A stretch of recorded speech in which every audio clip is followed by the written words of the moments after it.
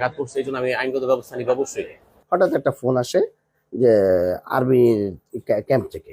তখন আমাকে বললো যে এই আপনি এমন একটা দোকান সেটা জোরপূর্বক আটকেছে। আমি বলি, না আসলে এটা কথাটা আপনার তাদের অবগতির জন্য আমি বললাম যে না আসলে এটা কথাটা সত্যি না। কারণ হলো আমি হলাম ভাড়াটিয়া, সম্পত্তিটার মালিক হলো সিটি কর্পোরেশন, আমরা ভাড়া নিছি, আমরা পে করছি সিটি কর্পোরেশন থেকে একটা নির্দিষ্ট সময় নিয়ে আমরা ভাড়া নিছি, আমি হলাম ভাড়াটিয়া। তখন সে বললো যে ঠিক আছে তাহলে আপনি আমাকে ভাড়াটিয়ার কাগজটা আমাকে পাঠান। আমি বললাম যে ঠিক আছে তাহলে আমাকে 1 ঘন্টা সময় দেন, আমি একটু অফিসে যাই। তো এর ভিত্তি 5 মিনিটের ভিত্তি আমি মাত্র অফিসে যাব, এর ভিত্তি আবার শুনতেছি যে এই দোকানের ভিত্তি বেকুল লাগা দিছে, ভাঙতেছে।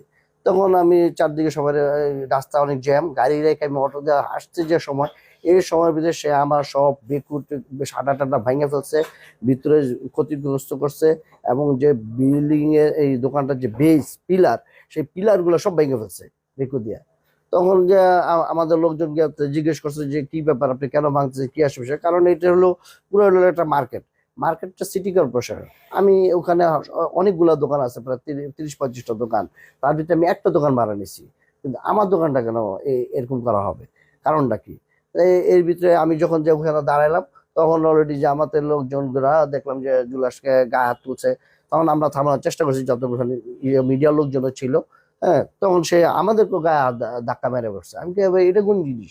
এটা তো একটা মব জাস্টিস, একটা মানে দখলদারিত্বের রাজনীতি শুরু করছেন আপনি। আর এখানে তো কোনো রাজনীতি পরিচয় না, সে ব্যবসা করবে, ব্যবসা করতে পারে, তার জায়গা তো পিছনে, সামনে না।